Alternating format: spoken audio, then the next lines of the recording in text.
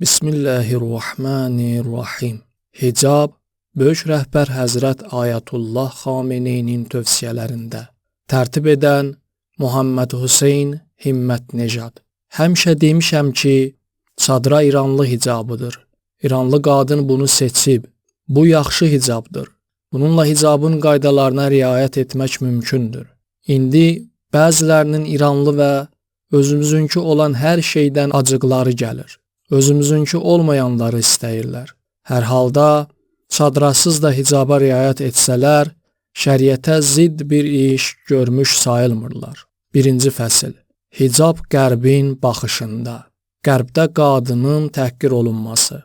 Qadın məsələsində siz müdafiə mövqeyində durmamalı, hücuma keçməlisiniz. Onlar bizə etiraz edirlər ki, nə üçün qadınlarınız hicablıdır, nə üçün hicab məcburidir. Əvvəla onların özləri də hicabsızlığı məcburi etmişlər. Bu bir məsələ. Lakin onların qadın problemi olduqca böyükdür. Qərb mədəniyyətində, qərb dünyasında qadın pozğunluğa çəkilmiş, təhqir olunmuşdur. Diplomatik müzakirələr zamanı qadın və kişinin bir-birinin yanında çiyin-çiyinə oturması qərblilərin qadına vurduqları zərbələri düzəldə bilməz. Onlar qadından ləzzət və ehtiras aləti kimi istifadə edirlər. Onlar düşünürlər ki, bəzənməyən qadının dəyəri yoxdur. Qadın bəzənib düzənməlidir ki, kişilər onu bəyənsinlər. Bu qadına qarşı ən böyük təhqirdir. Sizin sözünüz var və bu məsələlərdə iddialısınız. Hicab qadağası və qərb demokratiyasının ifşası. İnqilab şüarlarının göründüyü 1978-ci ilin birinci yarısında Amerikanın o zamanki prezidenti Carter İrana gəldi və bir iclasda onun üçün hazırlanan çıxışı oxumayıb bədahətən başdan ayağa Məhəmməd Rızanı tərifləyən bir nitq söyləməyə başladı. Həmin işi bu gün də dünyanın çoxlu yerlərində görürlər. Əvvəllər də görmüşlər. Bundan sonra da görəcəklər.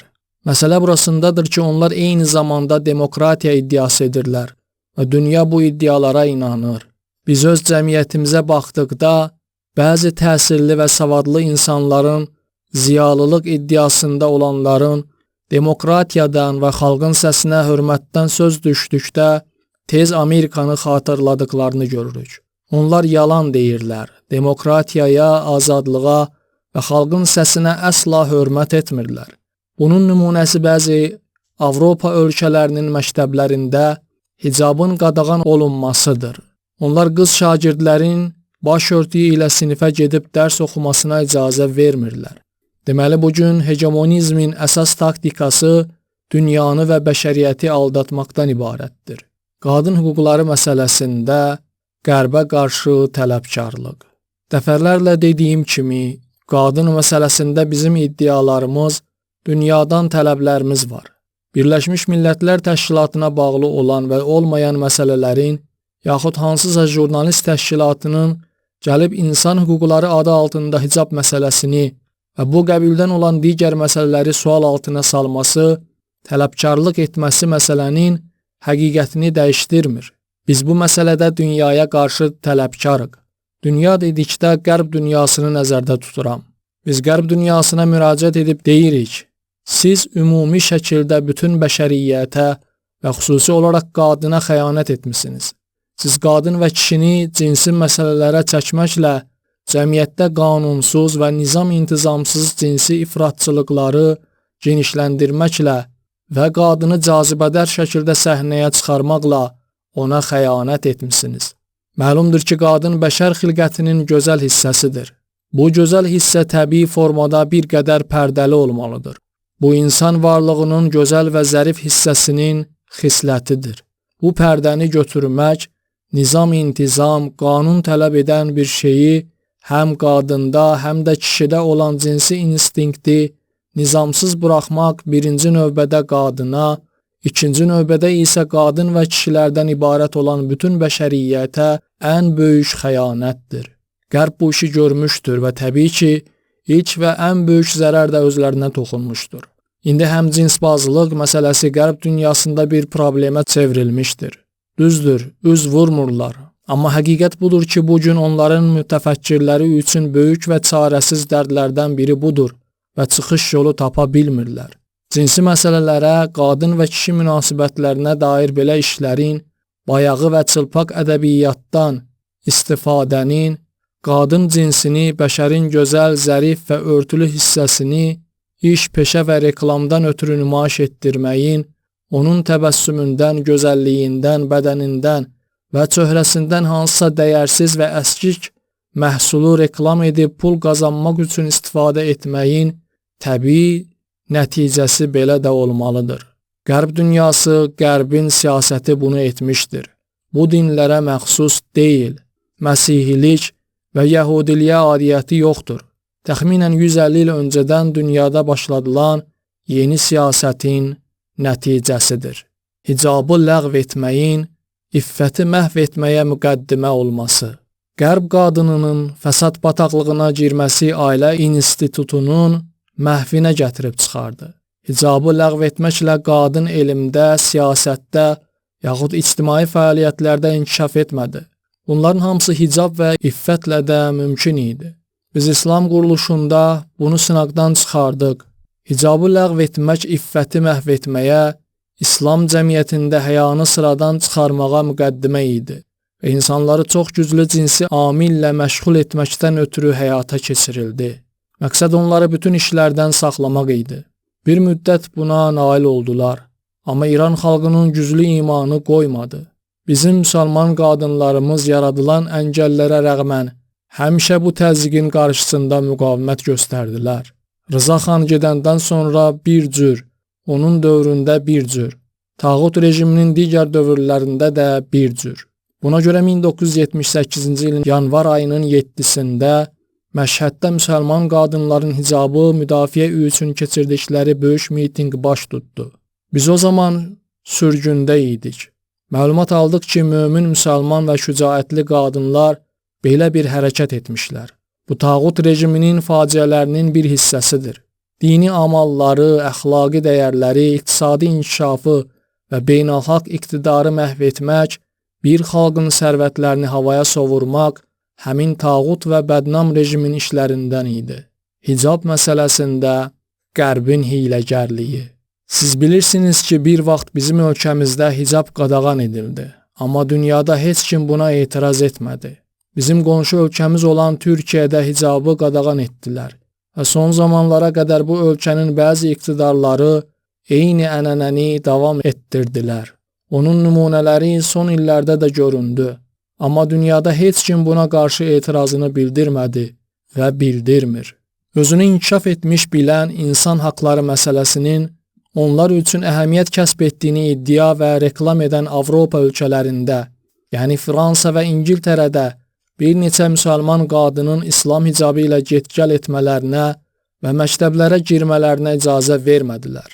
Belə yerdə qadağa qoymağı və maneə yaratmağı icazəli bilirlər. Bunda bir eyib görmürlər. Lakin cəmiyyət arasında hicabı vacib bildiyi üçün hər yerdə İslam Respublikasına qarşı etiraz sərgiləyirlər. Əgər qadınların hər hansı bir geyim formasına müdaxilə etmək düzgün deyilsə, onların müdaxiləsi hicabı vacib etməkdən daha artıqdır. Çünki bu təhlükəsizliyə daha yaxındır. Ən azı budur ki, onlara eyni formada yanaşmaq lazımdır. Lakin Qərb belə etmir.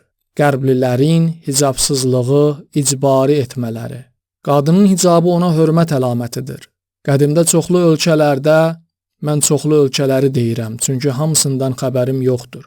Bu Avropada 200 il bundan öncəyə qədər əyan və aristokratların qadınları üzlərinə hicab salırdılar. Salırdılar ki, onlara göz düşməsin. Bu hörmət əlamətidir. Qədim İranda əyan və əşraf qadınları və rəislərin xanımlarının hamısı hicablı idilər.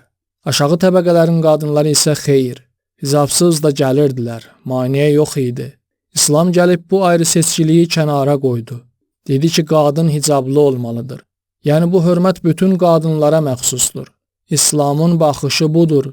İndi onlar olublar tələbkar, biz olmuşuq borclu.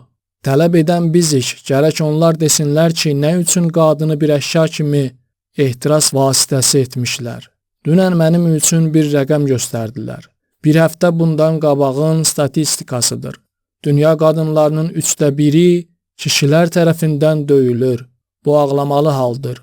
Daha çox sənaye və qərb ölkələrində baş verən bu hal cinsi kobudluqdan, kişinin qadına qarşı kobud cinsi tələblərindən irəli gəlir. Bu onların qadın barədə hilələridir. İndi qadına dair mübahisə edirlər ki, siz hicabı icbari etmisiniz. Onların özləri hicabsızlığı icbari edirlər. Tələbə qızı başörtüyünə görə universitetə buraxmırlar. Sonra bizə deyirlər ki, siz nə üçün hicabı icbari etmisiniz? Bu qadına hörmət istiqamətindədir. O isə qadına hörmətsizlik istiqamətində. Belə nümunələr çoxdur. Bunlar qərbin ajiotajıdır. Qərbli iddiaçıların müxtəlif fikrə qarşı dözümsüzlüyü. Qərbli iddiaçılar öz düşüncə əsaslarına qarşı ən mülayim fikrə belə dözmürlər. Onlar müsəlman qadının daha çox nəyi ilə düşməndirlər? Onun hicabı ilə. Onlar sizin bu çadranızla, düzgün və möhkəm hicabınızla hər şeydən artıq düşməndirlər. Nə üçün? Çünki onların mədəniyyəti bunu qəbul etmir.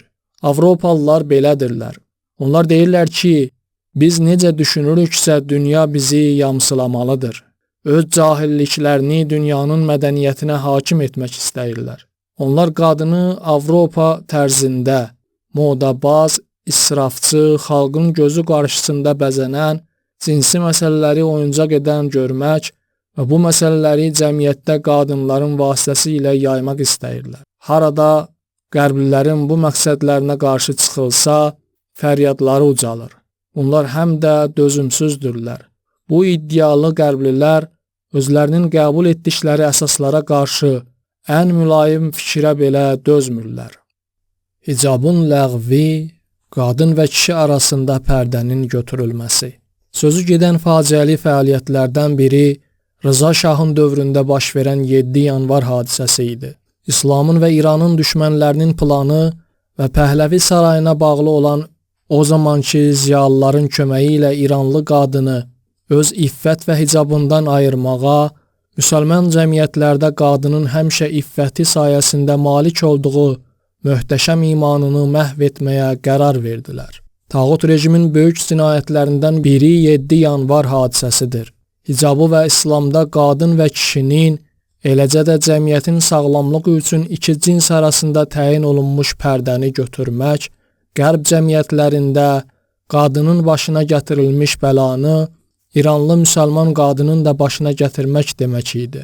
Rıza xan ölkə daxilində dəyənəklə bu işi gördü. Qərbin pozğunluğun yayılmasına cavabdeh olması. Mən natiq və təbliğatçılara dəfələrlə demişəm ki, qadın məsələsi barədə öz mövqeyini müdafiə etməli olan biz deyilik. Süquta uğramış qərb mədəniyyəti özünü müdafiə etməlidir. Heç bir insaflı, düşüncəli insan bizim qadına dair siyasətimizin qadınlar üçün yaxşı olmasını inkar edə bilməz. Biz qadını iffətə, ismətə, hicaba, kişilərlə sərhədsiz və pərdəsiz qarışmamağa, insani hörmətini qorumağa, yad kişi ləzzət alsın deyə onun qarşısında bəzənməməyə dəvət edirik. Məgər bu pisdir? Bu müsəlman qadına hörmətdir. Bu qadının ucalığıdır. Qadını bəzənib küçə və bazardakı kişilərin baxışını cəlb etməyə və onların ehtiraslarını doyurmağa çağıranlar cavab verməlidirlər ki, nə üçün onu bu qədər aşağılayıb xar edirlər? Onlar cavab verməlidirlər. Bizim mədəniyyətimiz qərbin uca və mütəfəkkir insanlarının bəyəndiyi və uyğun rəftar etdiyi bir mədəniyyətdir. Orada da iffətli, ağır, mətanətli və özlərinə qiymət verən qadınlar özlərini yadların və şorgözlərin ehtiraslarını doyurmaq üçün vasitə etmək istəmirlər. Cılız qərb mədəniyyətində belə işlər çoxdur. Qərbin hicabın yayılmasından qorxması. İslam ailəyə əhəmiyyətli yanaşır. Qərbin tribunalarının və informasiya resurslarının müsəlmanlarla bugünkü davası məhz bu məsələdir. Siz görün hicaba qarşı necə həssaslıq göstərirlər. Bu hicab İslam Respublikasında olsa, onu pis sayırlar. Qərb ölkələrinin universitetlərində olsa, orada gənc tələbə qızlar məlumatlı, ayıq şəkildə və öz istəkləri ilə hicaba üz tutmuşlar. Həssaslıq göstərirlər. Siyasi partiyalarda olsa həssaslıq göstərirlər. öz ölkələrinin orta, hətta ibtidai məktəblərində də olsa, əllərinin altında olmasına baxmayaraq həssaslıq göstərirlər. Deməli, əsas məsələ budur.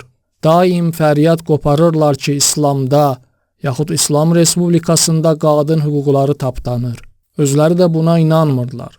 İslam Respublikasında qadın haqlarının tapdanmadığını və hətta gücləndiyini bilirlər. Siz görün, ali məktəblərdə təhsil alan qız tələbələrin sayı bu gün çoxdur, yoxsa tağut rejimi zamanı çox idi?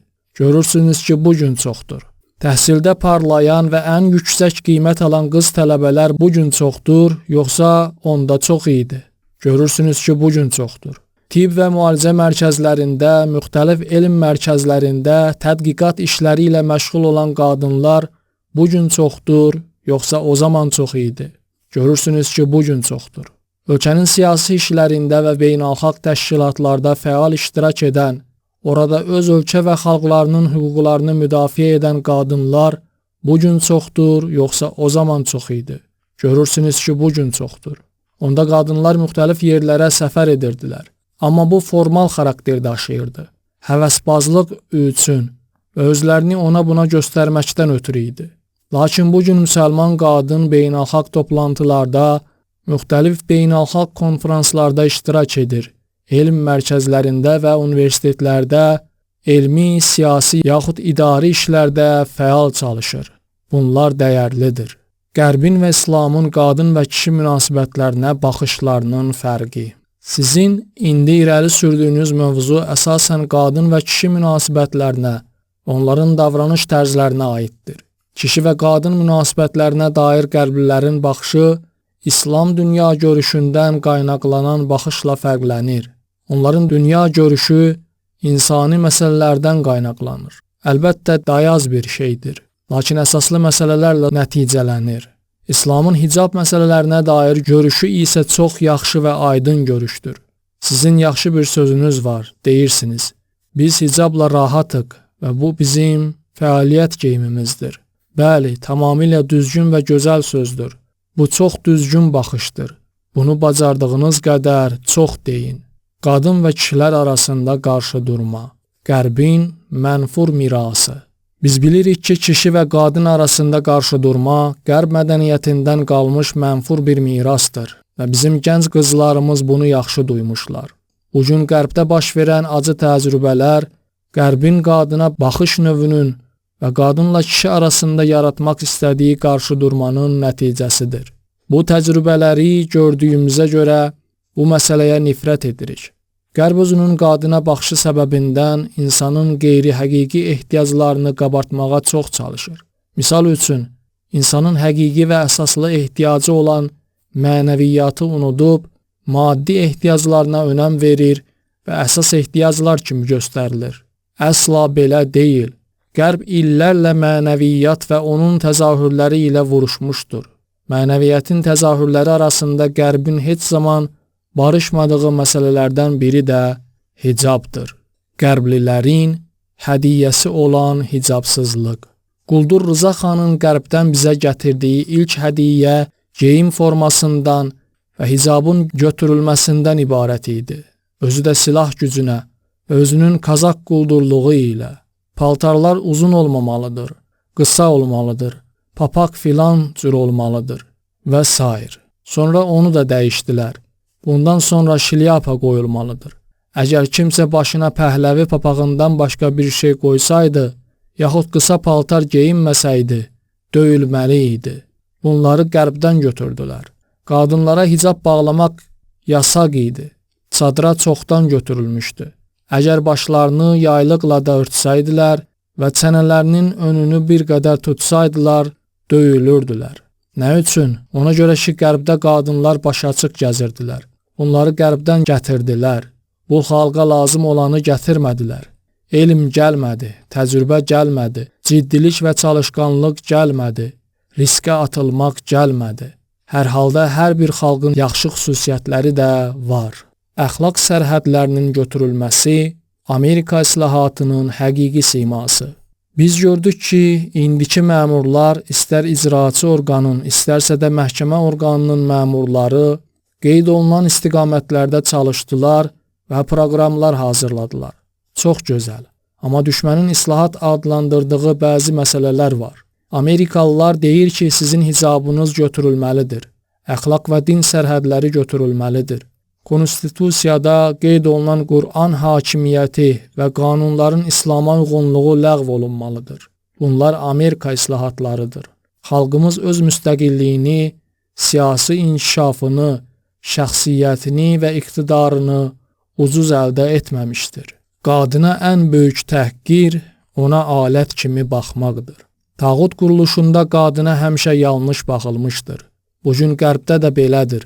Qərb ölkələrində bəzi qadınların çoxlu kişilər kimi dəyərli və möhtərəm şəxsiyyətə malik olmaları mümkündür.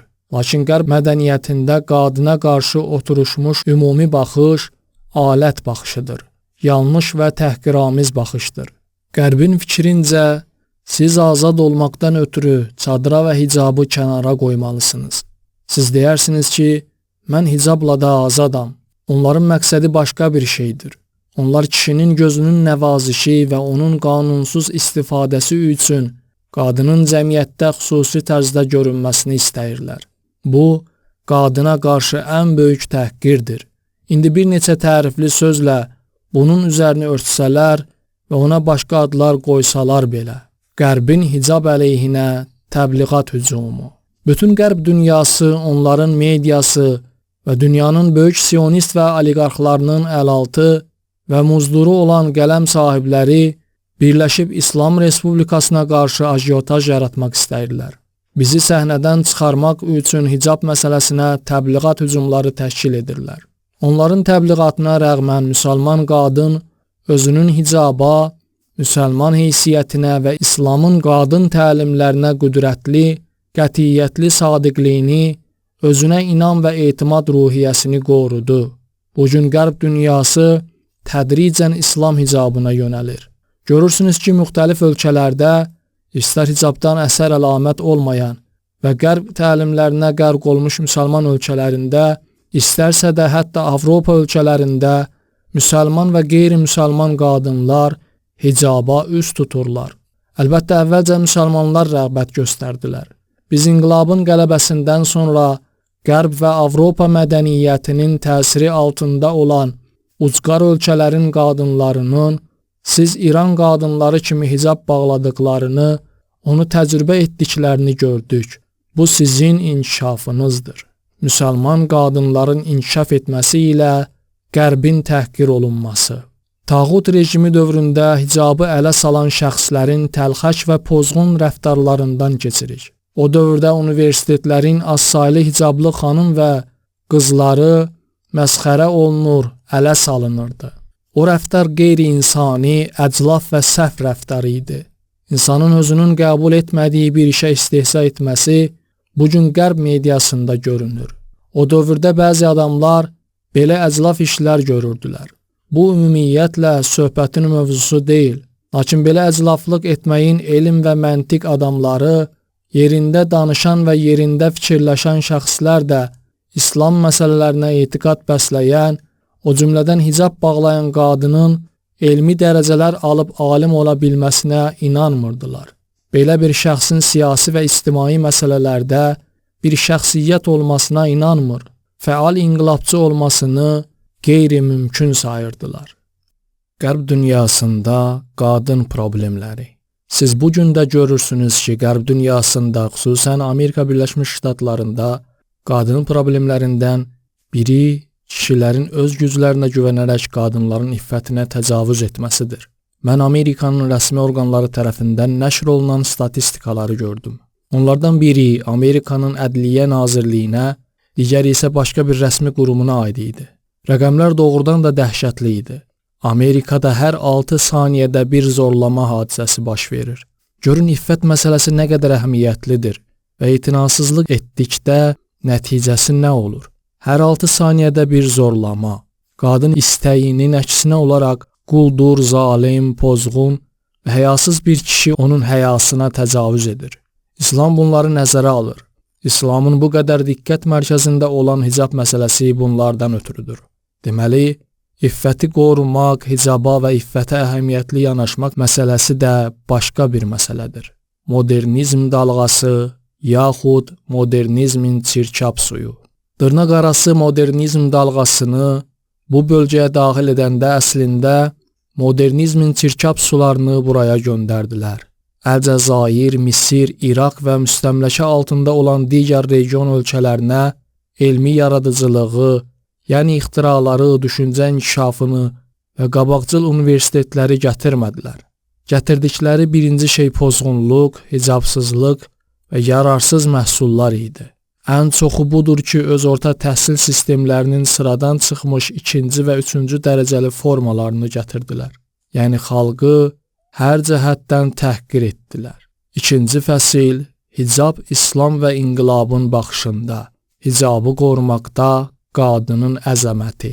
Fəsad dolu qərb dünyası qadın cinsini təhqir edən, səhv və sapqın qadın şəxsiyyətini zorla dünyanın beyninə soxmaq istədi. Qadın öz şəxsiyyətini göstərməkdən ötürü kişilər üçün göz oxşayan olmalıdır. Hicabı və iffəti kənara tullayıb kişilərin xoşuna gəlməkdən ötürü özünü göstərməsi qadın üçün şəxsiyyətdir. Bu, qadına hörmətdir, yoxsa təhqir? Hər yerdən xəbərsiz olan bu məst və dəli qərb sionistlərin təsiri ilə bunu qadına hörmət adı altında bayraq etdi. Bəzi adamlar da inandılar. Qadının əzəməti kişilərin gözünü və ehtirasını cəlb etməsində deyil. Bu bir qadın üçün fəxr deyil. Bu qadına hörmət deyil, onu təhqir etməkdir. Qadının əzəməti Allah Taala'nın ona əmanət verdiyi həya və iffətini qoruya bilməsindədir. O bunu mömin izzəti ilə, vəzifə və məsuliyyət hissi ilə qarışdırıb, zəifliyi öz yerində, iti və kəsərli imanı da öz yerində işlətməlidir. Bu zərif kompozisiya yalnız qadınlara məxsusdur. Zərifliyin və kəsərliliyin bu sintezi qadınlara məxsusdur. Bu Allah Teala'nın qadına verdiyi bir üstünlükdür. Buna görə Qur'anda yalnız qadın üçün yox, bütün bəşər üçün, qadın və kişi üçün iki qadının imanını misal çəkir. Allah iman gətirənlərə Fironun xanımını misal çəkdi. Həmçinin namusunu möhkəm qoruyub saxlamış İmran qızı Məryəmi də misal çəkdi. Biri Fironun arvadı, biri də Həzrət Məryəm əleyhissalamdır. Onlar İslamın məntiqini göstərən işarə və əlamətlərdir. İslam və qadınların bütün sahələrdə inkişafı. Dünyada mövcud olan müxtəlif təfəkkürlər arasında İslamın görüşünə nəzər saldıqda aydın şəkildə başa düşürəm ki, bəşəriyyət yalnız İslamın baxışlarını azaldıb artırmadan, ifrat və təfritə varmadan dərk etdikdə qadın məsələsinə, qadın-kişi münasibətlərinə dair sağlam və ideal yolu tapacaq.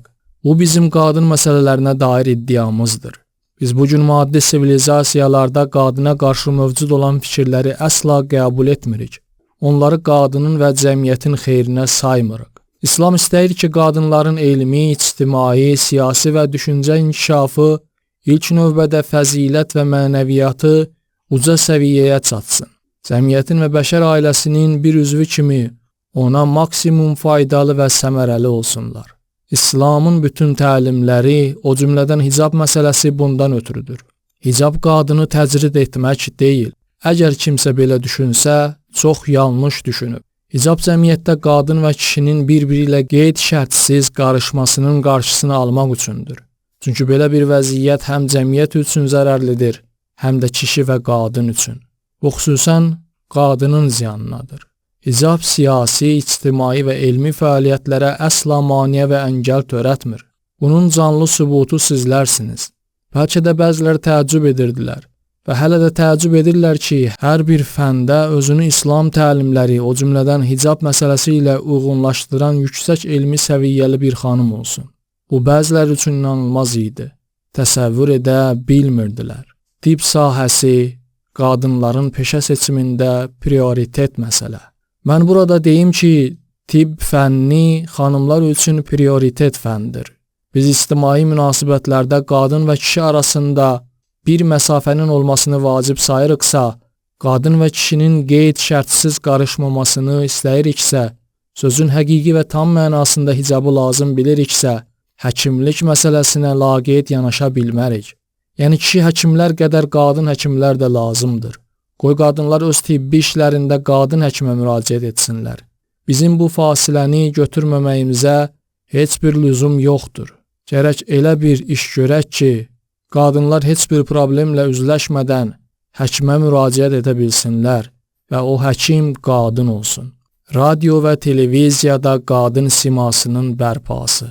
Radio və televiziyanın keçmiş proqramlarında qadın sahəsində iki əsaslı eyib mövcud idi. Biri bu idi ki, hicabın dəyəri itmişdi. Bundan daha böyük olan ikincisi bu idi ki, qadına alçaldıcı rollar verilirdi.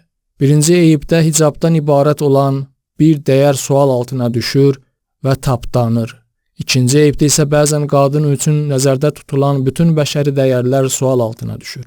Romantik bir dastanda qadın hər halda sionist və imperialistlərin bəyəndiyi rola sahibdir. Amma çox zaman yaxşı bir ana, yaxşı bir həyat yoldaşı və işgüzar bir insan surətində təqdim olunmur. Bu iki eyib aradan qaldırılmalıdır. Biz gərək qadını həm hicablı göstərək, həm də İslamın və inqilabın onun üçün nəzərdə tutduğu dəyərlərlə, yəni nəcibliklə və qadın iffəti ilə. Ən mühüm məsələ qadının iffət gövhəri, ailənin əsas elementi və əsas sütunu olması, cəmiyyətin əsas üzü və dayağı olması, cəmiyyətin və kişilərin inkişafında, bizim keçmiş hadisələrimizdə, o cümlədən inqilabda, müharibədə və digər hadisələrdə təsiridir. Universitet müəllimlərinin inqilab və İslam xəttində olmalarının zəruriliyi. Universitetlərdə müəllimin böyük rolu var. Müəllim tələbədən fərqli dinə və məsləkə malik olsa da dərs deyə bilər. Amma bu şərtlə ki, universitetdə inqilab və İslam ab-havasını dəyişdirməyə qalxmasın. Sözünün əvvəlində Bismillahirrahmanirrahim deyən tələbəyə qeyzlənən, İslam hicabından istifadə edən tələbə qıza hörmətsizlik edən müəllimə universitetdə yer yoxdur. O müəllimin bu universitetə verəcəyi elm ölkənin xidmətində duran və bu fədakar xalq üçün ideal dəyərlərin istiqamətində işlənən elm deyil. İmamın hicab məsələsində güzəştə getməməsi. İmamın İrana qayıtdığı zaman mübarizə hərəkatının ən azı bəzi səviyyələrində dırnaqarası ziyalı ideyaları hakim idi. Bu, ziyalipərəstliyin qızışmasında hətta ruhanilərin və bizim kimilərin də rolu olmuşdu. Amma imam bunların hamısını götürüb kənara qoydu. Mən imamın hava limanındakı birinci çıxışı zamanı keçirdiyim hissləri xatırlayıram. Həqiqətən təəccübləndim ki, imam bizdən fərqli olaraq heç nədən çəkinmir. O həmin çıxışda əvvəlcə ruhanilərin adını çəkdi. Əgər onun yerinə biz olsaydıq bunu etməzdik. Əgər o zaman biz çıxış etməli olsaydıq ruhanilərdən başlamazdıq. Amma imam bunu əsla nəzərə almadı. Qələbənin ilk aylarında imam hicab və hicabsızlıq məsələsini qətiyyətlə ortaya qoydu. O zaman biz İnqilab Şurasının üzvü kimi Dövlət Şurasının bəzi iclaslarında iştirak edirdik. Dövlət Şurasının dindar qüvvələrindən olan bəzi şəxslər deyirdilər ki, İmam nə üçün belə etdi? İmam heç nədən çəkinmirdi. Buna görə nəyisə mülahizə edib çəkinməməliyik. Bu, universitetdəki bəlli boşluğu dolduracaq. İnqilabın qadınların inkişafında bayraqdarlığı. Satqın və mənfur şah rejimində qadın həqiqətən və bütün cəhətlərdən məzlum idi. Əgər qadın elmlə məşğul olmaq istəsəydi, gərək dindən, təqvadan və iffətdən vaz keçəydi. Məgər müsəlman bir qadın universitetlərdə, təhsil ocaqlarında, elm və mədəniyyət mərkəzlərində asanlıqla öz hicabını, mətanətini və vüqarını qoruya bilərdi? Məgər bu mümkün idi? Məgər müsəlman bir qadın Tehranın və ya başqa bəzi şəhərlərin küçələrində İslam vüqarı ilə, yaxud hətta yarımçıq hicabla yol yeriyə, qərbin sovqatı olan fəsad və pozğunluğa alışan avaraların söz və hərəkətlərindən qoruna bilərdi? Elə bir vəziyyət yaratmışdılar ki, bu məmləkətdə əksər qadınlara elm öyrənmək imkansız olmuşdu. Bəzi müstəsna hallarla işim yoxdur. Əksəriyyət etibarilə qadınların elmlə məşğul olması mümkün deyildi. Gərək hicabı açaydılar, təqva və İslam vüqarından imtina edəydilər. Siyasətdə və ictimai fəaliyyətlərdə də belə idi. Əgər şah dövrünün İranında bir qadın ictimai-siyasi bir vəzifəyə yüksəlmək istəsəydi, hicabını, iffətini, müsəlman qadının vüqar və mətanətini kənara qoymalı idi. Əlbəttə bu qadının özündən və istedadından asılı idi. Əgər çox zəif olsaydı, sona qədər sürüşəcəkdi. Əgər bir qədər özünü qoruyan olsaydı, müəyyən həddə özünü saxlayacaqdı. Amma daim ictimai mühit tərəfindən günbəgün artan təzyiqlərlə üz-üzə qalacaqdı. Bizim cəmiyyətimiz belə idi. İslam, inqilab və imam gəlib bu ölkədə qadını siyasi fəaliyyətlərin mərkəzinə qoşdu. İnqilab bayrağını qadınlara tapşırdı və qadın həmin halda öz hicabını, vüqarını, İslam mətanətini, iffətini, dinini və təqvasını da qoruya bildi.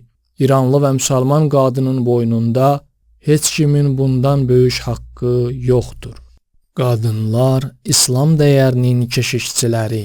Bugün siz qadınlar qərb dünyasının cahil ənənələri qarşısında İslam dəyərləri səngərinin keşişçilərisiniz. İslam mədəniyyətinin bu möhkəm qalasını qoruyan sizlərsiniz. Qadın elmdə, mədəniyyətdə, siyasətdə, hər bir yerdə İslama uyğun yetişməli, ictimai, iqtisadi, siyasi və digər sahələrdə öncül olmalıdır. Lakin ehtiraslı və cinsi məsələlərdə onun bunun oyuncağına çevrilməməlidir. Bizim sözümüz budur. İslam məktəbində qadın və kişi arasında bir qoruyucu və hicab vardır.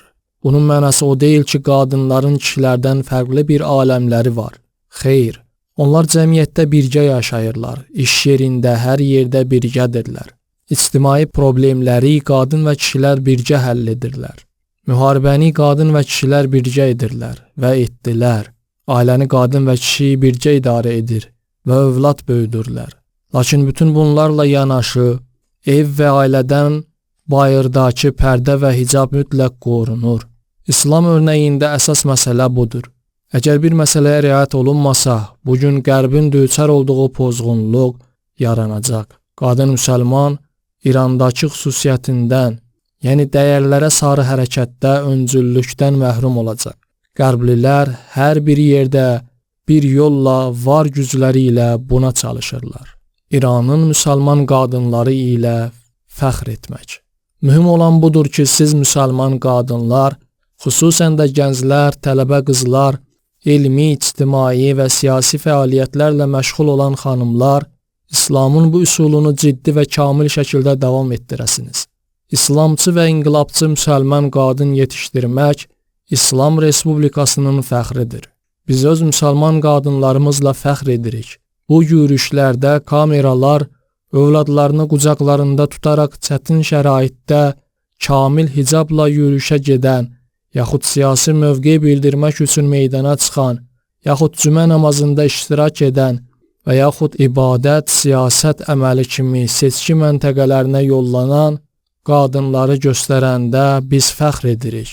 Bizim qadınlarımız universitetlərdə elm öyrənərkən yüksək dərəcələr əldə etdikdə, yaxud ümumrespublika konkurslarında müxtəlif fənlərdə birinci və ikinci yerləri tutduqda, İslam Respublikası başuca olur və fəxr edir. Bu, nurlu İslam hökmləri üçün fəxrdir ki, bu dövrdə belə quruculuqla məşğul olur və hər tərəfdən yayındırıcı, səhv təbliğatların aşıb daşdığı bir dünyada müsəlman qadın bu şücaətlə və fikir azadlığı ilə özünü göstərə bilir. Bunlar İslamın faydalarındandır. Universitetlərdə İslam mədəniyyətinin təbliği. Universitetlər çox mühüm mərkəzlərdir. Tələbə və müəllim xanımlar universitetlərdə İslam ruhiyyəsini və mədəniyyətini yaymağa çalışmalıdırlar. Kimlərinsə ölkə universitetlərində İslam hicabına, müsəlman qadın və qızlara hörmətsizlik etmələrinə, öz çürük düşüncələrini yaymalarına imkan verməyin. Universitet İslam mərkəzi, İslamı seçmiş və örnəyi Fatimə əleyhissalam olan insanın inkişaf yeri olmalıdır. Bu, ölkənin gələcəyi üçün olduqca əhəmiyyətlidir. Çadıra İranlı geyimidir. Burada qadın və kişilər arasında sərhəd vardır. Sərhədin mənası bu deyil ki, qadın və kişilər bir yerdə təhsil almasınlar, bir yerdə ibadət etməsinlər, bir yerdə işləməsinlər, bir yerdə alış-veriş etməsinlər. Belə hallar çoxdur. Əslində mənası odur ki, öz əxlaq və rəftarlarında hədd-hüdud tanısınlar və bu çox yaxşı haldır. Qadın belə yerdə öz hicabını qoruya bilər. Bizim xalqımız çadranı seçmişdir. Əlbəttə biz heç zaman deməmişik ki, mütləq çadıra olsun və başqa bir şey olmasın.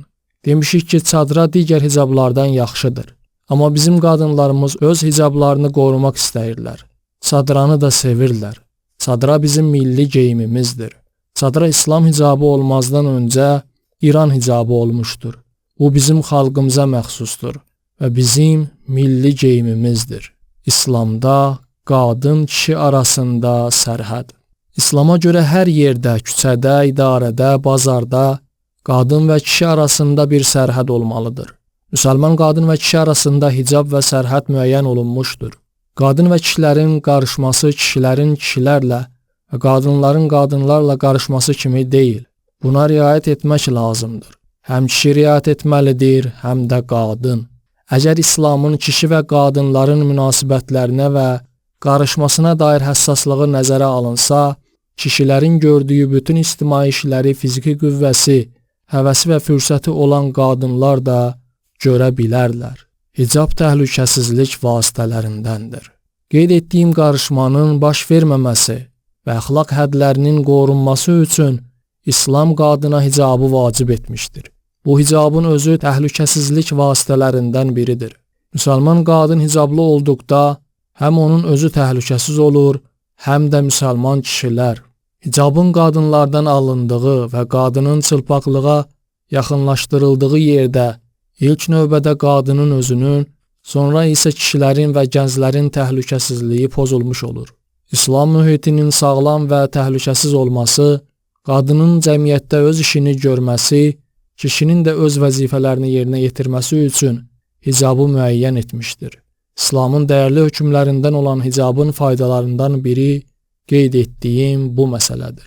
Hicab qadınları müdafiənin əsas şərti. Qadının müdafiə adı altında görülən hər bir işdə əsas şərt qadının iffətini qorumaq olmalıdır. Qeyd etdiyim kimi Qərbdə buna diqqət yetirilmədi. Yəni qadın iffəti məsələsi diqqətdən kənarda qaldı. Ona etinasızlıq göstərildi və bu səbəbdən cinsi özbaşınalıqlar qarşıya çıxdı. Qadın şəxsiyyətinin ən mühüm elementi olan iffətin diqqətdən kənarda qalmasına imkan verilməməlidir. Qadın iffəti digərlərinin, hətta şəhvətpərəst və pozğun kişilərin gözündə də qadının şəxsiyyətini, ucalığını və möhtərəmliyini göstərir. Qadının iffəti onun hörmətinə və şəxsiyyətinə bais olur. Hicab məsələsi, məhrəm və naməhrəmlik, baxmaq və baxmamaq məsələləri iffətin sağlam qalmasından ötürüdür. İslam dini qadının iffətinə əhəmiyyətli yanaşır. Əlbəttə kişinin iffəti də əhəmiyyətlidir. İffət təkcə qadınlara məxsus deyil. Kişilər də iffətli olmalıdırlar. Lakin cəmiyyətdə kişi öz fiziki gücünə arxalanıb, qadına zülm edə, onu öz iradəsinə məzur edə bildiyindən, qadın iffəti üzərində daha artıq təkid göstərilmişdir. Qadınların ictimai fəaliyyətinin dindarlıqla ziddiyyət təşkil etməməsi. Erkən İslam çağlarında qadın döyüş meydanlarında yaralıların yarasını bağlamaqdan əlavə, hətta bəzən niqabla döyüşə girib, o dövrün ağır vuruşmalarında qılınc çalırdılar. Eyni zamanda evin daxilində öz övladlarını ağuşlarına alır, İslam tərbiyəsi verir və öz hicablarını qoruyurdular. Çünki bunların bir-biri ilə ziddiyyəti yoxdur. Əgər insan yaxşı diqqət yetirsə, ziddiyyətin olmadığını görər. Bəziləri ifrat edirlər, bəziləri təfrid. Bəziləri deyirlər ki, ictimai fəaliyyət evlə, ərlə və övladla maraqlanmağa imkan vermədiyinə görə bunu etməməliyik. Bəziləri də deyirlər ki, ev, ər və övlad ictimai fəaliyyətə imkan vermədiyinə görə onları buraxmalıyıq. Bunların hər ikisi səhvdir və birinə görə o birini əldən vermək olmaz. Qərbin hicab məsələsinə dair ajiotajı. Yaşadığımız dövrdə Amerikanın və Avropanın bütün dünyaya qarşı yeni müstəmləkəsinə zəmin yaradan təfəkkürlər vardır. Məqsəd qərb modelli demokratik cəmiyyətlər yaratmaqdır və siz dünyanın bu məsələ üzərində həssas olduğunu bilirsiniz. Əgər hicab təbliğatı zamanı Bu cəmiyyətin geyim formasına azca toxunulsa, bütün dünyanı səs-küy bürüyər. Lakin hicabın açılması istiqamətində kiminsə geyim formasına toxunanda, onun %1 qədər səs çıxmır. Bu reallıqdır. Bugün hegemon dünyanın səssizcə bütün dünyaya hakim etməyə çalışdığı yeni sivilizasiya və quruluşun əlamətlərindən biri budur. Qadınların hicaba dair düşüncələrinin inkişafına çalışmaq. Qadınların mənəvi və əxlaqi baxımdan inkişafı fikri qadınların arasında geniş yayılmalıdır. Qadınların özləri bu məsələ barədə daha çox düşünməlidirlər. Onların özləri elmə, biliyə, maariflənməyə və həyatın əsaslı məsələlərinə üst tutmalıdırlar. Tağut hakimiyyəti dövründə Qərbin səhv tərbiyəsi bu ölkədə qadınların bərbəzəyə, dəbdəbəçiliyə, əbəs zinətlərə və bəzənib özlərini göstərməyə meyl salmalarına bais oldu və bu, kişi dominantlığının əlamətlərindəndir. Qərblilərin kişi dominantlığının əlamətlərindən biri budur ki, qadını kişi üçün istəyirlər. Buna görə deyirlər ki, qadın kişinin ləzzət alması üçün bəzənməlidir. Bu kişinin dominantlığıdır. Bu qadın azadlığı deyil. Bu əslində kişi azadlığıdır. Onlar kişinin azad olmasını istəyirlər. Hətta kişinin gözünün ləzzət alması üçün qadını onun qarşısında hicabsızlığa və bəzənməyə həvəsləndirirlər. Əlbəttə, qədim dövrlərdə dinsiz cəmiyyətlərin çoxlu kişilərində də bu növ egoizm mövcud olub və indi də var. Qərblilər də bunun ən bariz nümunələri olmuşlar. Deməli, qadının mütaliə, elmə və tədqiqata sarı hərəkət etməsi və digər bu kimi şüarlar yalnız qadınların arasında ciddi sayılmalıdır. Məntiq, hicabı təbliğ etməyin ən yaxşı yolu. Hicabı təbliğ etməyin ən yaxşı yolu məntiqdir.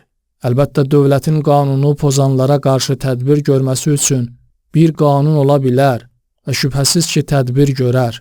Eyni zamanda köklü şəkildə lazım olan və hamısından çox əhəmiyyət kəsb edən budur ki, siz bu gənc qızı yaxud gənc xanımı hicabın əhəmiyyəti ilə tanış edəsiniz. Yəni ona başa salın ki, hicab həm şəriət baxımından, həm də məntiqi baxımından yaxşıdır.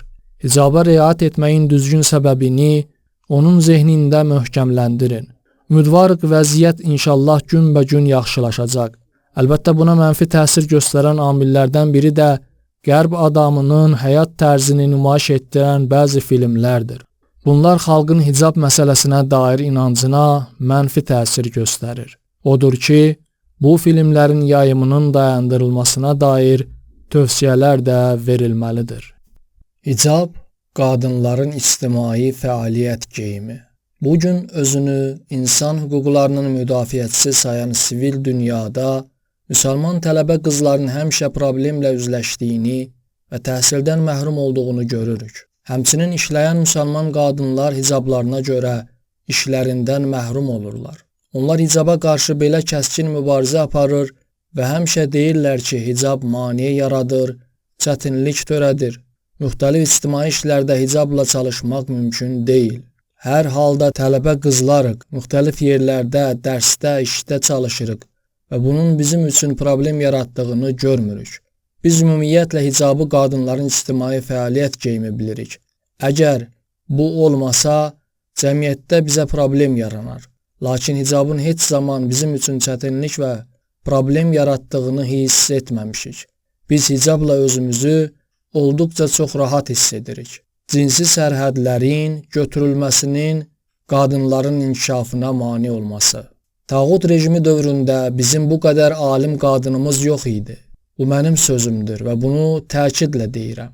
Bugün qadın tədqiqatçıların, müəllimlərin, müxtəlif sahələrdə çalışan qadın alimlərin, düşünən, nəzəriyyə yürüdən və əsərlər yazan qadın mütəfəkkir və yazıçıların, qadın ədib və şairlərin, qadın sənətkarların, yazıçıların, şairələrin, rəssamların mütləq və nisbi sayı tağut dövründən dəfələrlə artıqdır.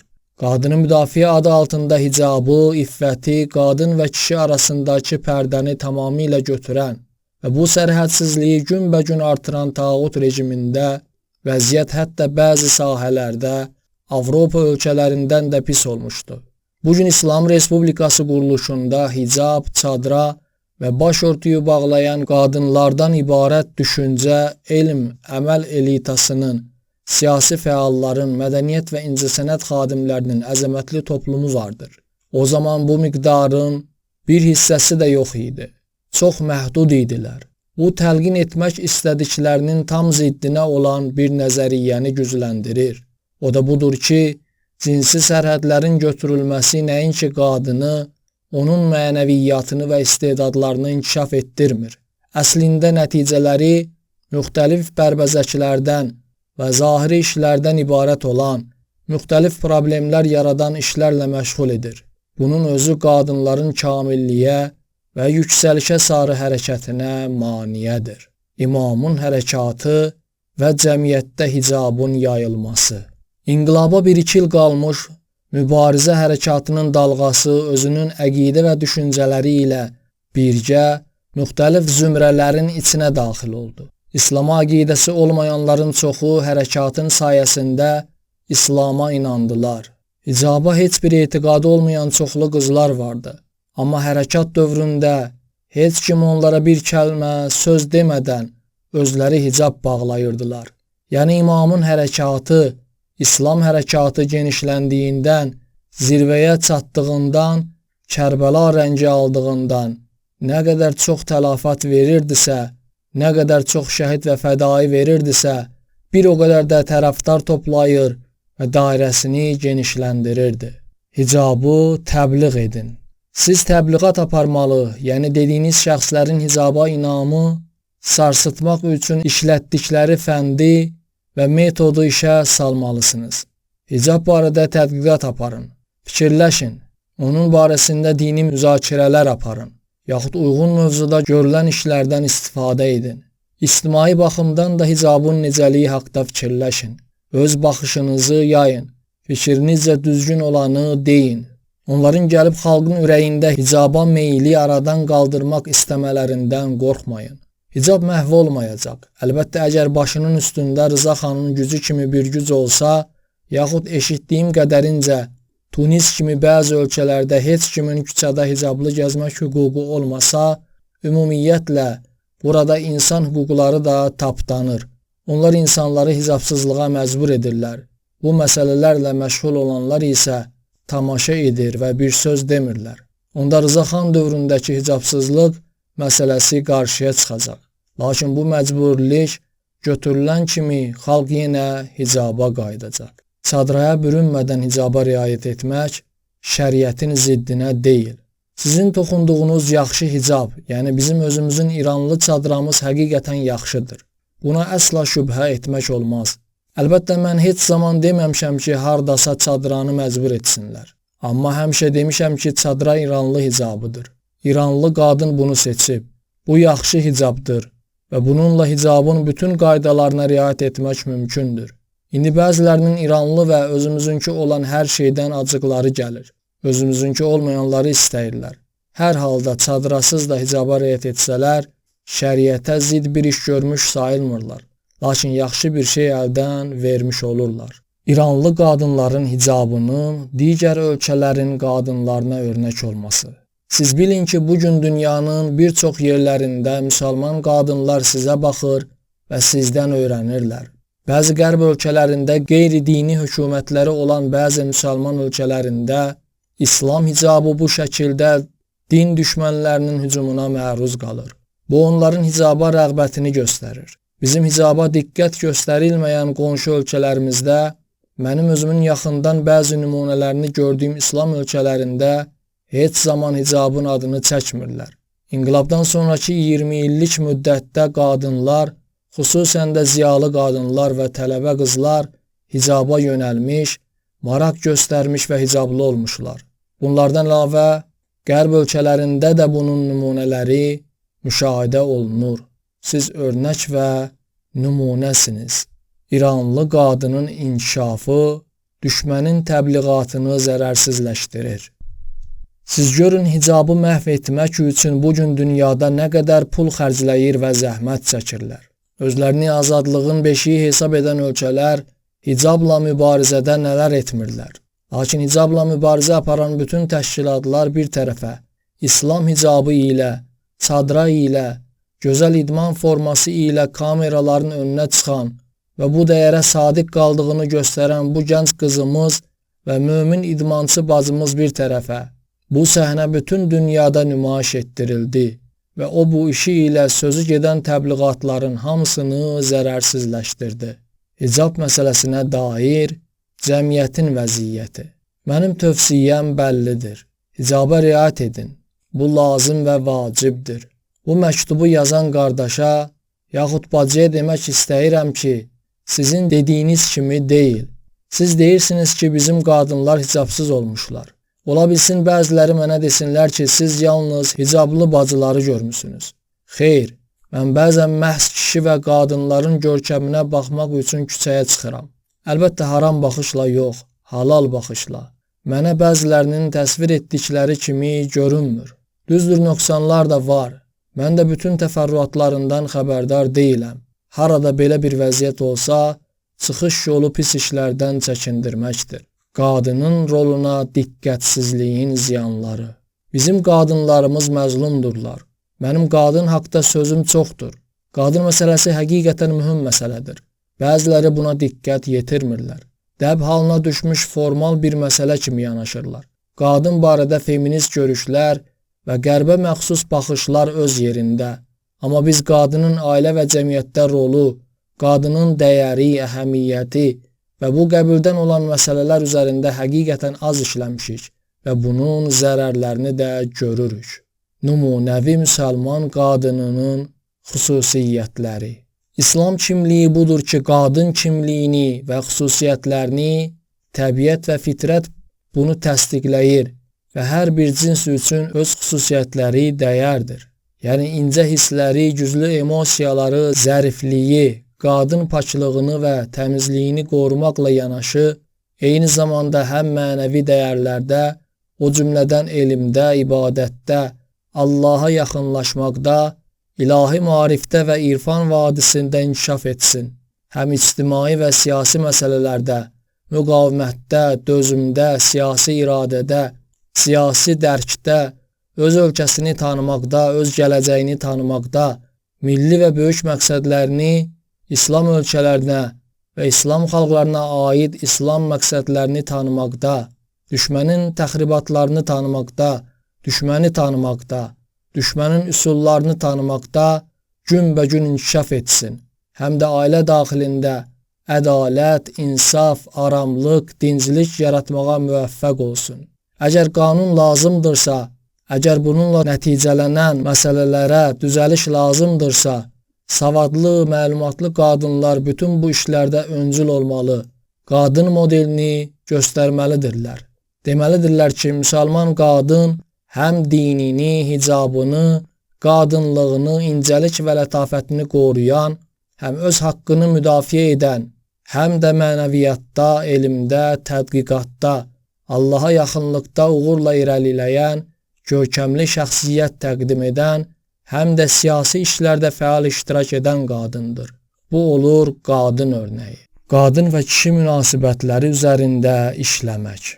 Bizim fikrimizcə İslam əxlaqı və İslam qanunlarında qadın və kişi münasibətləri mövzusunda daha çox işləmək lazımdır. Bəzi adamlar dindardırlar, amma İslam məhvumları ilə düzgün tanış olmadıqlarına, İslamda qadın və kişi münasibətlərinə dair əxlaq məsələlərini düzgün bilmədiklərinə görə dindarlıqları ailədə sərtliklərinin, hökmranlıq və hegemonluq etmələrinin azalmasına bais olmur. Həm dindardırlar, həm də hegemonluq edirlər. Bunu da islah etmək lazımdır. Qadın və kişi münasibətlərində, xüsusən də ailə daxilində İslam əxlaqına diqqət yetirilməlidir. Sözsüz ki, hicab məsələsi çox mühüm məsələdir. Mən hicab məsələsini həqiqətən mühüm sayıram. Hicabın əhəmiyyəti bəzi yerlərdə, o cümlədən ailə məsələlərində özünü göstərir. Hicab insanın təbiətinə uyğun dəyər. Hicab insan təbiətinə uyğun dəyərdir. Çılpaqlıq, ayrı-ayrı cinslərin bir-biri ilə qarışması və üryan edilməsi qeyri-təbii və insan istəyinin əksinə olan bir işdir. Müqəddəs İslam şəriəti də bunun üçün bəzi hədlər müəyyən edib. Etiqadlı və mömin olanlar hicabla belə rəftar edə bilməzlər. Kimlərsə məlumatsız ola bilərlər. Onları maarifləndirmək lazımdır. İnqilabın ilk illərində mənə tam aydın oldu ki, hicabın qədrini lazımınca bilməyən hicablı xanımların bəzisinin ümumiyyətlə hicabın hökmündən, fəlsəfəsindən və faydalarından xəbəri yoxdur. Yəni bunlarla az danışılıb. Əlbəttə bəziləri bir şeylər yazdılar, tövsiyə etdik bəzi işlər görüldü. İndi də mənim fikrimcə xüsusi universitetlərdə elədir. Allaha şükür olsun ki, sizin universitetinizin yaxşı olduğunu eşitdim. Universitetin rəhbərləri də etiqadlı və ehtiyatlı insanlardır. Ümidvarıq zaman ötdükcə daha da yaxşılaşsın. Hicab qadın iffətinə uyğundur. İslam quruluşunda yaradılan məhdudiyyət qadın fitrətinə uyğun məhdudiyyətdir. Həm kişilər üçün məhdudiyyət var, həm də qadınlar üçün. Bu onların potensial qüvvələrinin hədər getməməsinə və imkan daxilində düzgün istiqamətdə işlədilməsinə kömək edir. Bunun nəticəsi qadınlar arasında bu gün müşahidə etdiyimiz düşüncə, elm və əməl inkişafıdır. Bu birinci məsələ. Hələ də bəzi adamlar çox nadancasına deyirlər ki, məgər qadın hicab bağlasa, şəriət və İslam qaydalarına riayət etsə, inkişaf edə bilərmi? Yaxud deyirlər ki, İslam quruluşunda qadın məsələsi necə həll olunur? Bunun əməli və real cavabı bizim cəmiyyətimizdə olan alim qadınların böyük toplumudur. Bizim ölkəmizdə heç vaxt belə hal olmamışdır. Tağut dövründə də olmayıb. Orta təhsil vəziyyətinin başqa bir cəhətdən nöqsanı olduğu öncəki dövrdə də olmayıb. Allaha şükür olsun ki, bugün İslam cəmiyyətində bu vardır. Universitetdə əlaçı qızların çoxluğu və bu kimi məsələlər ikinci dərəcəli məsələlərdir. Birinci dərəcəli məsələ budur ki, alim qadınlar İslam Respublikası quruluşunda müxtəlif sahələrdə parlaya bilmişlər. Qadın məsələlərinə dair yanlış baxış və dar düşüncə. Çox xoş gəlmisiniz. Allaha şükür olsun ki, ölkəmizin görkəmli qadınlarının fikir istiqamətinin gələcəyi, ümidverici və sevindirici olan bir səmtə yönəldiyini gördüm. Buna sevinirəm. Mən də qarşılıqlı olaraq tarixin və bütün nəsillərin qadınlarına örnək, kamil və ilahi bir insan nümunəsi olan Həzrəti Zəhra əleyhissalamın doğum günü münasibəti ilə siz əziz bacıları, ölkəmizin bütün qadınlarını, bütün müsəlman qadınları və bütün dünya müsəlmanlarını təbrik edirəm. Bugün hələ də dünyada bir problem olan qadın məsələsi barədə çoxlu sözlər deyilib və deyilir.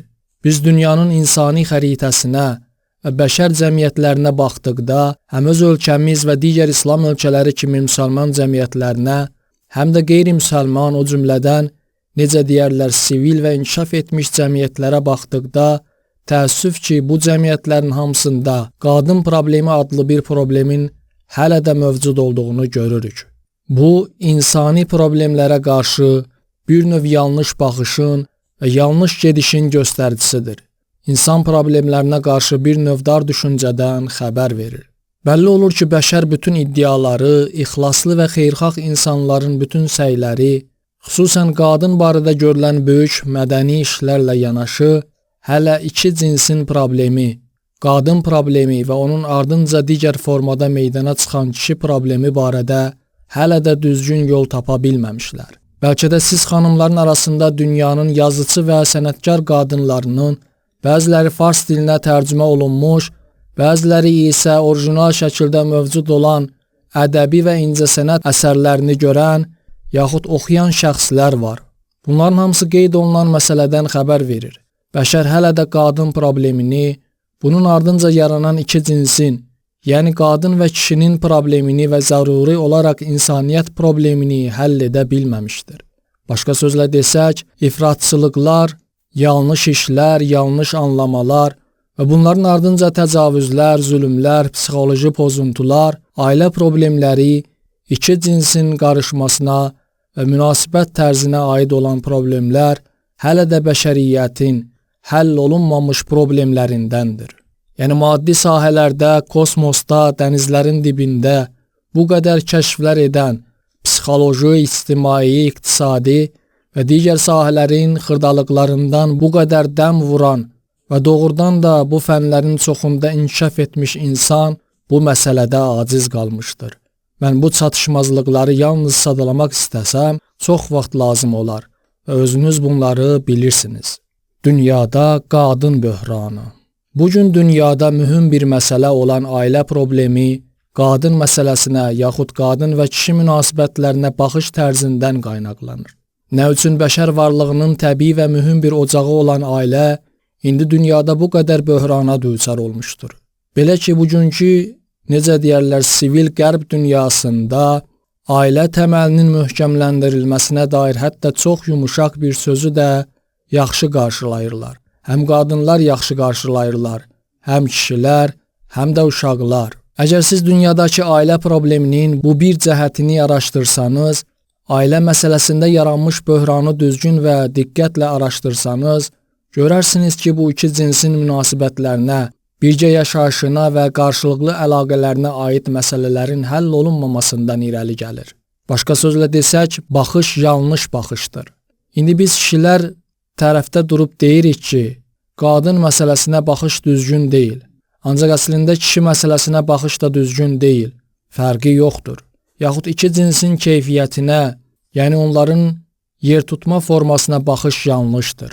Bugünkü Avropa mədəniyyətinin kökünün qədim Roma mədəniyyətinə qayıtması. Bugünkü Avropa mədəniyyətinin kökü qədim Roma mədəniyyətinə qayıdır. Yəni bugün bütünlüklə Avropa və Qərb mədəniyyətinə və bunun ardınca Amerika mədəniyyətinə hakim olan elementlər Roma imperiyasında mövcud olan qayda və prinsiplərdir. Bugünkü meyar onlardan ibarətdir. O zaman da qadınları böyük məqama ucaldıb hörmət edirdilər. Müxtəlif zinətlərlə bəzəyirdilər. Amma nə üçün? Kişidə mövcud olan ən aşağı və ən maddi hissi doyurmaq üçün. Bu insana və qadına qarşı necə də böyük təhqirdir. İranda da eyni ilə belə olmuşdur. Sasani şahlarının hərəmxanaları haqda məlumatınız var. Hərəmxana qurmaq nə deməkdir?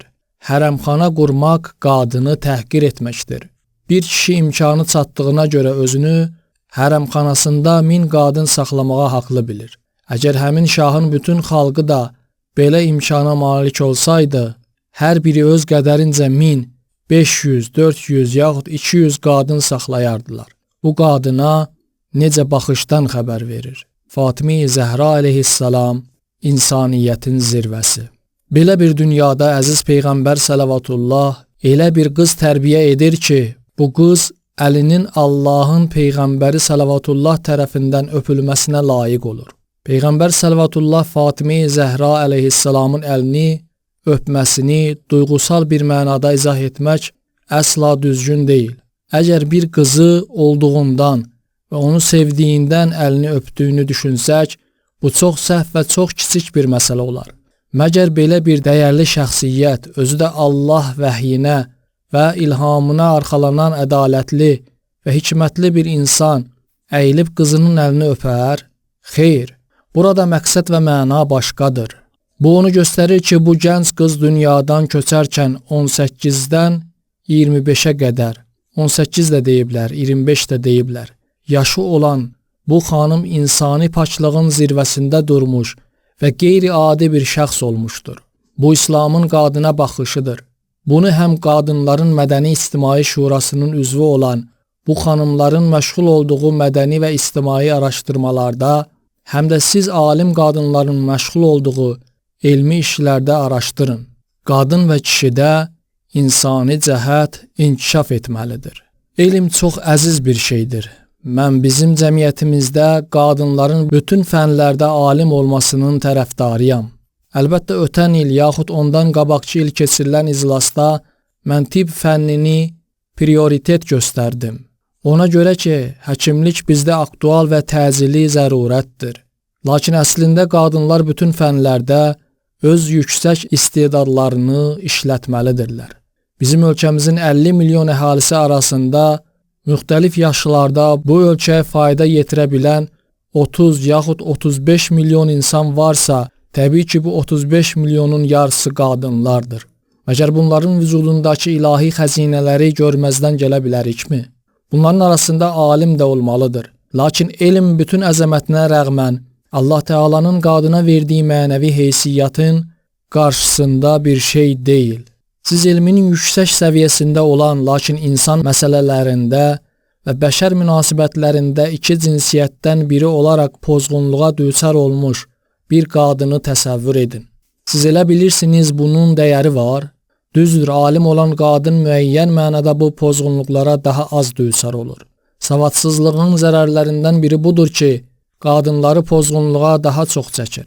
Lakin pozğunluq həddi məhdud bir hədd deyil. Hətta yüksək elmi səviyyədə olan bir xanımda da əziz insani cəhətin qədri bilinməyə, diqqətdən və hörmətdən kənarda qala bilər. Bunun dəyəri varmı? Qadında və kişidə olan insani cəhət inkişaf etdirilməlidir. Bu bir dəyər məsələsidir. Bizim cəmiyyətimizdə İslamın dəyər məsələləri dirçəlməlidir. Misal üçün, hicab məsələsi bir dəyərdir. Hicab məsələsi daha yüksək məsələlərə giriş olmasına baxmayaraq özü bir dəyərdir. Bizim hicab üzərində bu qədər təkid göstərməyimiz ondan ötürüdür ki, hicabı qorumaq qadının öz uca mənəvi dərəcəsinə çata bilməsinə və yolunda yaradılmış çox təhlükəli uçurumlara yuvarlanmamasına kömək edir. Qərb mədəniyyətinin cinsi dözümlülüyə qarşı çıxması. Bu mədəniyyətin tam əksi bugünkü Avropaya hakim olan Roma mədəniyyətidir. O hər şeylə razılaşır, 2-3 şeydən başqa. Onların biri və bəlkə də ən əhəmiyyətlisi qadın və kişi cinsi arasında qanun qaydalı məsafənin qorunması, başqa sözlə desək, Qərbdə cinsi azadlıq adlandırılan məsələnin əksi olan cinsi dözümlülükdür. Onlar bu prinsip qarşısında çox kəskin mövqeyədədirlər. Başqa nə etsələr önəmli deyil. Onlara görə mürtəci bu məsələ üzərində dayanan şəxsdir. Əgər bir ölkədə qadınların müəyyən qaydalarla kişilərlə məsafəsi olsa, bu mədəniyyətə ziddir. Doğru deyirlər. Onların Roma sivilizasiyasının xarabalıqları üzərində qurduqları sivilizasiya bundan başqa bir şey deyil. Dəyər baxımından isə yanlış, əksi isə düzgündür.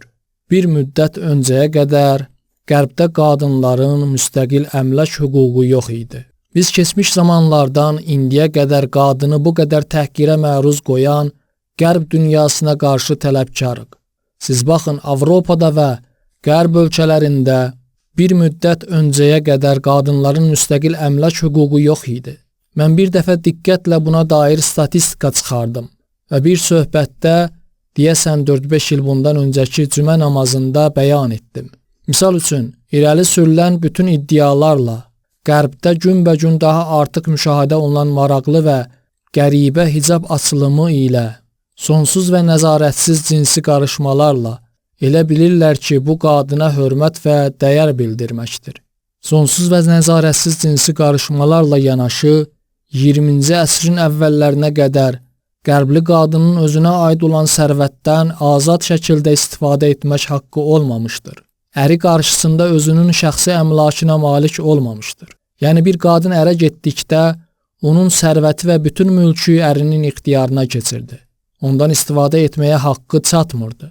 Nəhayət 20-ci əsrin əvvəllərində tədricən qadınlara mülkiyyət hüququ, iş hüququ verildi. Yəni qadın ən elementar insan hüquqlarından məhrum idi. Amma İslamda da hörmət olunan belə həqiqi dəyərlərin tam əksi üzərində daha çox təkid olundu.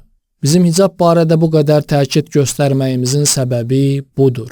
Qadın geyimi mövzusu Qərbin əks təbliğatından təsirlənməsin.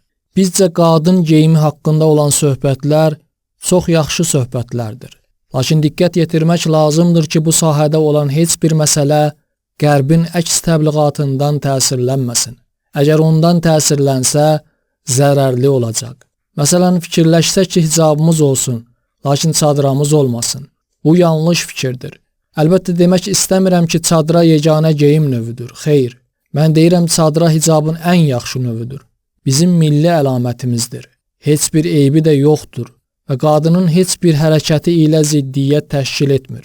Əgər həqiqətən məsələ hərəkət, ictimai siyasi işlər və fikir işləri olsa, çadıra qadının rəsmi geyimi ola bilər. Qeyd etdiyim kimi çadıra hicabın ən yaxşı növüdür. Düzdür, çadırasız da hicablı olmaq mümkündür. Lakin onun sərhədlərini mütləq müəyyənləşdirmək, tapmaq lazımdır. Bəziləri qərbin əks təbliğatından qurtulmaq üçün çadradan qaçırlar. Lakin çadradan qaçarkən çadrasız həqiqi hicaba üz tutmurlar. Çünki qərb ona da hücum edir. Siz elə bilirsiniz bir çadranı kənara qoysaq, məsələn Qurani Kərimdə göstərilən paltar və örpəklərdən istifadə etsək, bizdən əl çəkəcəklər? Xeyr, onlar bununla qane olmayacaqlar. Onlar istəyirlər ki, özlərinin çirkin mədəniyyəti şah dövründə olduğu kimi eyni ilə burada hakim olsun. O zaman qadının ümumiyyətlə hicabı yox idi. Hətta bir yerlərdə növbə belə işlərə çatanda pozğunluq daha çox olur.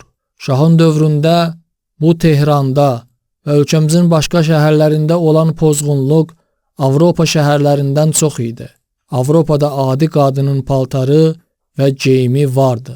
Fəaliyyətlərinizin kənarında evin payını da nəzərə alın. Sizin işiniz də var, həm də bayırdasınız. Cərrahiyyə əməliyyatı da edirsiniz. Xəstənizi də görürsünüz. Elmi işlə də məşğul olursunuz. Layihə də yazırsınız. Universitetdə dərs də deyirsiniz. Bunların hamısı öz yerində. Amma evin payını da nəzərə almalısınız. Əlbəttə, bütün məsələlər kimi bunda da kəmiyyət keyfiyyətə qurban verilə, yəni azaldıla bilər. Əgər 24 saat evdə ola bilmirsinizsə, olduğunuz müddətin keyfiyyətini yüksəltməlisiniz. Lakin işinizin buna zərər yetirdiyini görsəniz, bu haqda bir şey düşünməlisiniz. Bu daha əhəmiyyətli və əsaslıdır. Məcbur qaldıqda isə heç. Bütün məsələlərdə qaydadan xaric olan zəruri işlər olur. Mən qaydanı deyirəm. İstisnalarla işim yoxdur. Eşitdim qadınlara məxsus universitet açmaq barədə söhbətlər gedir. Yəni müəllim, rektor, tələbə, hətta işçilərinin hamısı qadın olsun. Xüsusən də tibb universitetləri. Bu çox yaxşı fikirdir. Mən eləcə uzaqdan baxır, məsələnin tərəflərini dəqiq araşdırmadan, çünki buna imkanım yoxdur. Görürəm ki, icmali olaraq bu iş qadının cəmiyyətimizdəki hərəkətinin ümumi və dəyər məqsədlərinə tam uyğun və çox yaxşıdır. Ümidvaram inşallah uğur sizinlə olsun. İnqilabda və müharibədə qadınların rolunun təyin edici olması. Ümidvarıq ki, qeyd olunan maneələr bizim qadınlarımızın önündən götürülsün və onlar inkişaf edə bilsinlər. Allaha şükür olsun ki, inqilab ölkəmizin qadın toplumuna böyük kömək etdi. Mən elə ailə və qadınlar görmüşəm və görürəm ki, acı hadisələr qarşısında fədakarlıqları və dözümlülükləri kişilərdən çoxdur. Mənim şəhid ailələri ilə görüşlərim çox olur. Dəfələrlə demişəm ki, bu böyük hadisəyə dözmək sarıdan şəhidlərin anaları əksərən atalarına nisbətən daha yaxşı əhval-ruhiyyəli və daha dözümlüdürlər. Düzdür, bunun əksi də baş verir, amma belələri daha çoxdur və mən bunu daha çox görmüşəm. Bu böyük inqilaba görə qadınlar çox-çox inkişaf etdilər. İnqilabda qadınların rolu həlledici olmuşdur. Müharibədə də həlledici oldu. Gələcəkdə də inşallah həlledici olacaq. Bu şərtlə ki, biz qadında olan bu dəyərli cəhətlərə riayət edək. Gələcəyi təmin edən amil budur. Ümidvarıq Allah sizə kömək olsun. Qadınlar dəbdəbəliyə sarı sövq olunmamalıdırlar. Söhbətimin sonunda bir cümlə də demək istəyirəm. Dəbdəbəliyə meyl uzun müddət bizim cəmiyyətimizdə azalmışdı. İnqilabın əvvəllərində qadınlar dəbdəbə və zinətlərə etinasız yanaşırdılar. Lakin təəssüf ki, bu məsələlər indi bizim cəmiyyətimizdə inkişaf etməkdədir. Cəmiyyətimizin düşüncəli, mütəfəkkir və etiqadlı qadınları bunu təhlükə bilməlidirlər. Qadınlar dəbdəbəliyə sarı sövq olunmamalıdırlar. Əlbəttə, bu təhlükə kişilər üçün də var, lakin uyğun potensial qadınlara daha artıqdır. Həm də bu məsələlərdə kişilərin çoxu qadınların təsiri altına düşürlər. Siz bu məsələyə qarşı ciddi mübarizə aparmalısınız. Özünüz də nəzarət edin. Mən az, normal və çəkinməsi mümkün olmayan həddə dəbdəbəliyin əleyhinə deyiləm. Lakin ifrat şəkil alsa, olduqca əbəs bir işdir. Xanımlar növbənöv paltarlara, bəzənməyə və qızıl zinət əşyalarına etinasız yanaşmağa, bu məsələlərdə ifratdan çəkinməyə əhəmiyyətli baxmalıdırlar. Bu zaman Allahın lütfi ilə belə zahiri gözəlliklərə yox, həqiqi gözəlliklərə diqqət artacaq. İnşallah müvəffəq olasınız. Söhbət uzandı. Amma yenə də mühüm məsələ barədə sözlərin çoxu deyilmədi. İnşallah Allah sizə yardım etsin və işləriniz uğurlu olsun. İnşallah dövrün imamının lütfi sizə şamil olsun və İslamın böyük qadınlarının, xüsusən də Fatimə-i Zəhra əleyhissalamın yolunu davam etdirmək səadətinə nail olasınız. Allahın salamı, rəhməti və bərəkəti sizə olsun.